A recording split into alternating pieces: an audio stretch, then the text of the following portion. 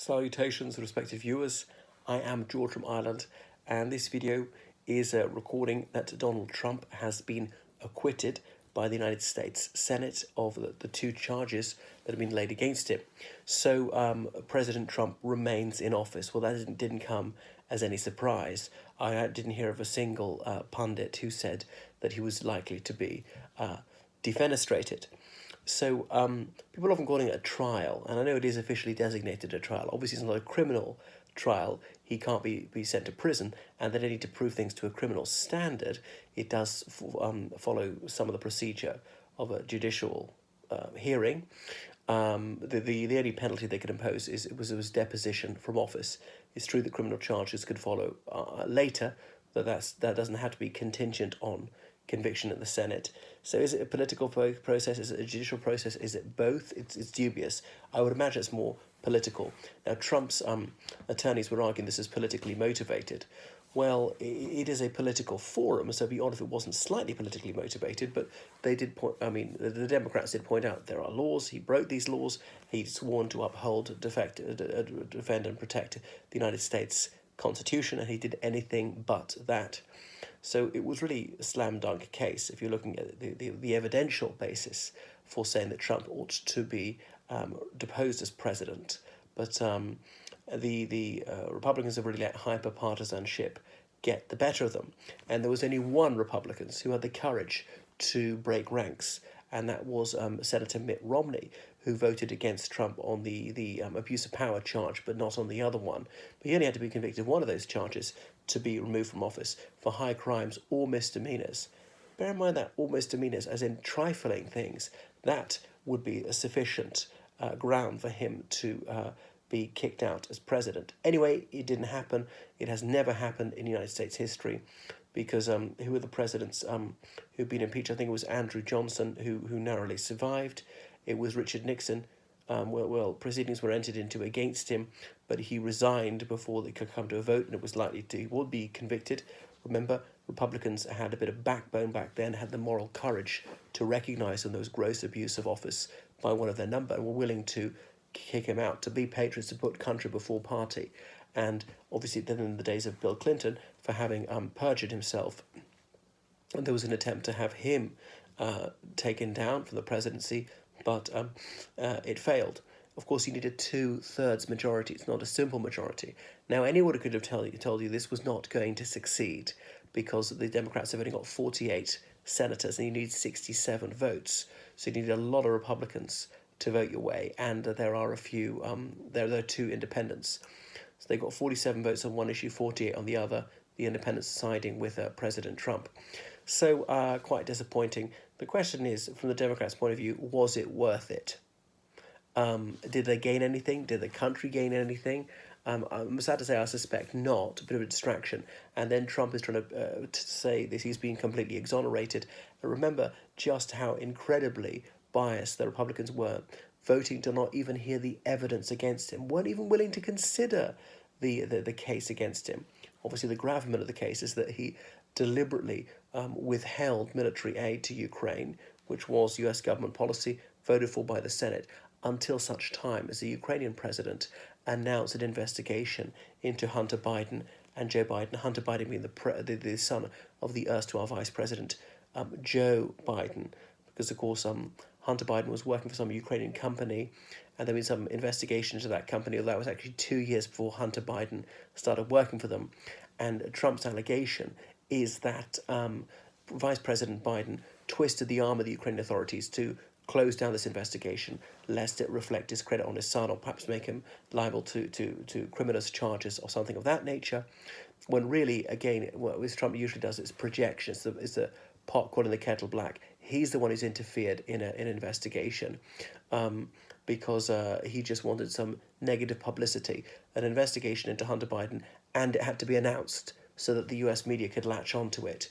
And until President Zelensky did that, the United States was not going to release this military aid, which Ukraine desperately needs, given that it's battling the Russian army in eastern Ukraine.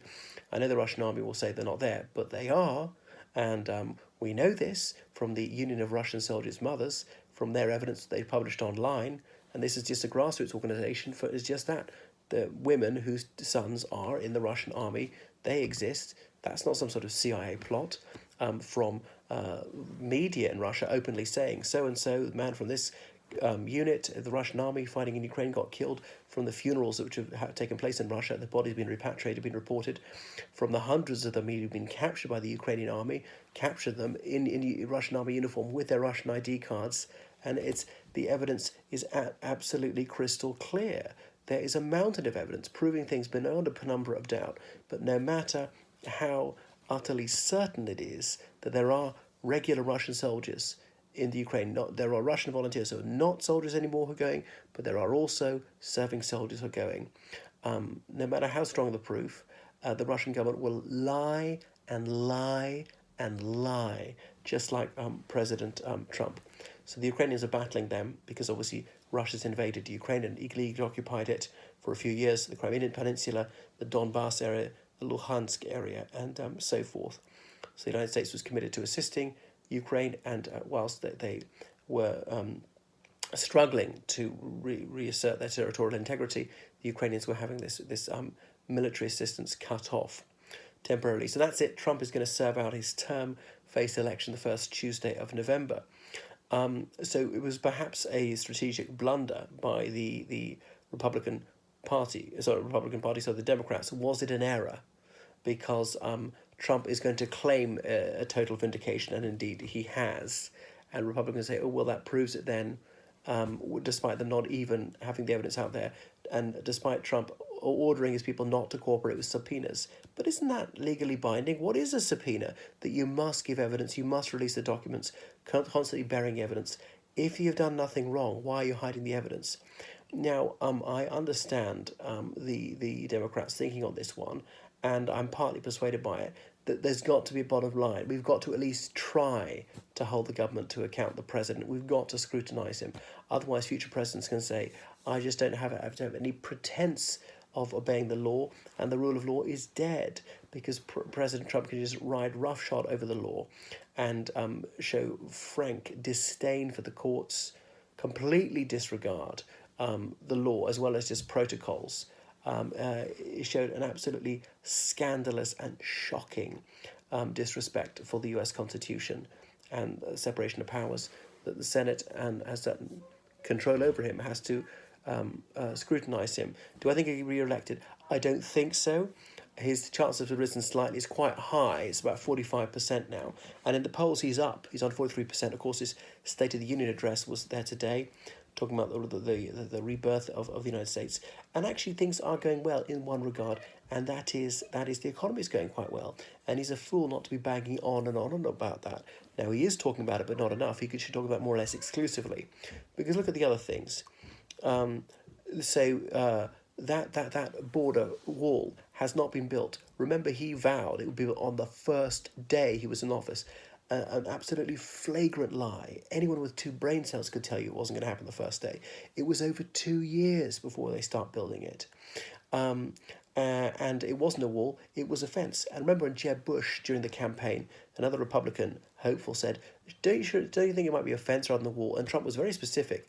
He explicitly disowned the idea of a border barrier, said it will be an actual wall, okay?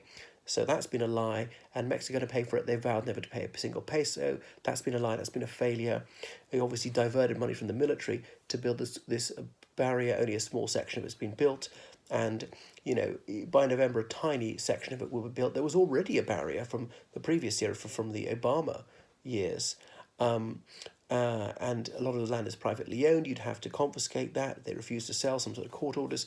The legal wrangling would take years. Imagine the rigmarole with the challenges to that one. So much for respect for private property. That's not sacrosanct after all, is it? If it comes to Republican grandstanding and just appealing to anti-Hispanic prejudice. And how about, some of the river, Rio Grande, the middle of the Rio Grande is the border. And you're not allowed to disrupt the flow of that under various international treaties. How about allowing wildlife to cross? That's the habitat of various fauna. And you'd have to build access roads, you have to recruit workers, often immigrant workers, to go to these very isolated and inhospitable locations, desert areas. The places they haven't built a fence so far are the places most tricky to get to even bring in the materials, and on and on. And it's not even been designed. So engineers say it would be catastrophic. So loads of things. He hasn't defeated ISIS. It's still going.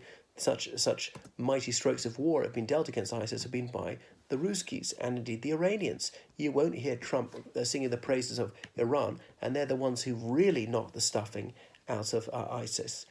What else? So Iran has enriched uranium since Trump tore up the Joint Comprehensive Plan of Action. Iran is closer to a nuclear weapon than it was before, closer than when the United States was honouring its word. So I just think, what else has he failed at? He has not funded Medicare. He has not funded Medicaid, despite vowing to do so, and he has not ensured that there is medical insurance which covers pre-existing conditions, despite saying yet again he would do so in his State of the Union speech. He did the exact opposite of that, and on and on and on. He has not won the trade war. If trade wars are so good and so easy to win, why don't you continue it? Why are you trying to end it with China? So failed so many times, even his own terms. The man, well, obviously he's a massive loser.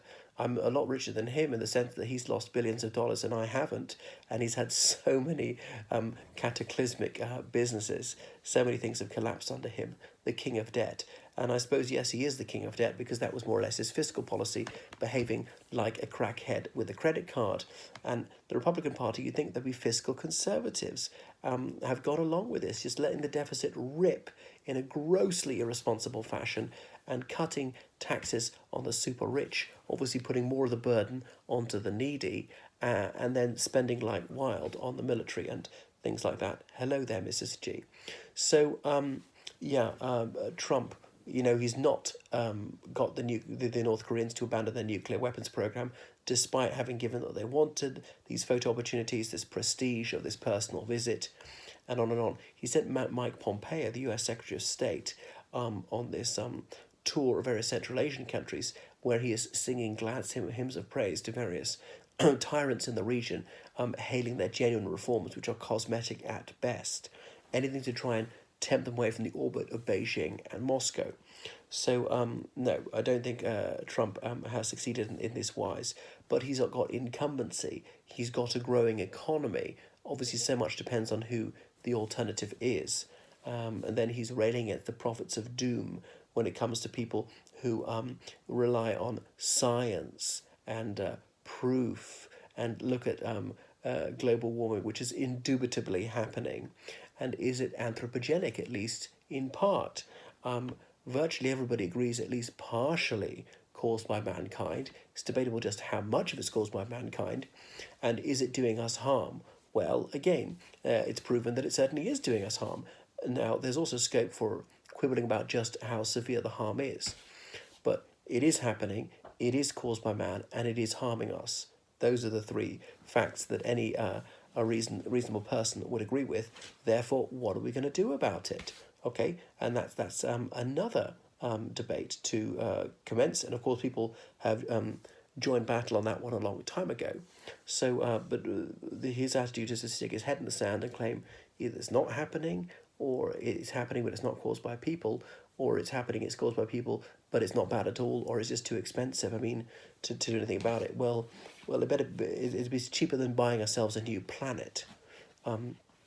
Anyway, so the Democrats, perhaps it was a grave mistake to begin this, knowing they just wouldn't have the numbers. Suppose they had to draw a line in the sand, lay down a marker, at least attempt to remove him, thinking if the opinion polls moved against him, some Republicans would panic, or maybe some Republicans would find they actually had a moral backbone and say his behaviour is simply a disgrace, is unacceptable. And actually, in the long term, it's better for the health of the Republican Party to have not acquiesced in what he's doing, not be absolute lackey to this monster, and let him get away with all this. I'm hoping that they'll be obviously severely punished for decades to come. But you think Trump's lowest rating ever was 35%. There's 35% who will never abandon him, no matter what. So it's dispiriting, it's nauseating. It's part of this malaise in the Republican Party of rank dishonesty, of being purblind willfully about a gross wrongdoing by this miscreant called Donald Trump and those of his ilk. It's about resorting to, I suppose, hyper-nationalism, white nationalism, xenophobia, militarism, sort of regressive capitalism mixed with corporate welfare, just big payments to big businesses, the already rich, a massive redistribution of wealth from the poorest to the super rich, and about gun nuttery, and about being irrationalists, about believing things not despite evidence, but in the face of the evidence, not despite lack of evidence, but despite things being disproven. Well, it's depressing, I know. So I hope a brighter day will dawn. Things have been really shaken up, and the Democrats, their primary in Iowa, I know they seem to screw up the voting first of all, but Joe Biden fallen down the meadow, Amy Klobuchar not very popular, and Andrew Yang's very weak, but Pete Buttigieg got a serious chance, and so does Bernie Sanders. Elizabeth Warren's kind of knocked back a little bit. So it's fascinating to see. I mean, I think they should have at least one non-white person on the ticket, or at least one woman on the ticket, a non-white woman. I suppose would be best for them, because it would really motivate the ethnic minority people to vote and women to vote. You might not have otherwise voted for them, but there's a woman in the top ticket, so we'll go for that. You might not otherwise have voted for the Democrats, but you will now because of an ethnic minority person, something like that. Okay, I'm signing off now, so please follow me on Twitter, on Instagram, on Facebook. Thank you so much for donations on PayPal and Patreon. I really need them. And book online lessons with me in all sorts of languages. Choose me as your tour guide in London, and I can give guided tours in various foreign languages. Nina Turner will probably be Bernie's VP if he gets a nominee. Tina Turner, wow, I haven't heard that one before. I had people talking about Oprah. Well, she'd be an awful lot better than who they got at the moment. Short and sweet. Well, I'm sweet, but I'm actually not short at all. I know. I'm quipping. That is called a pun. You're alluding to the video. Right, toodle pip.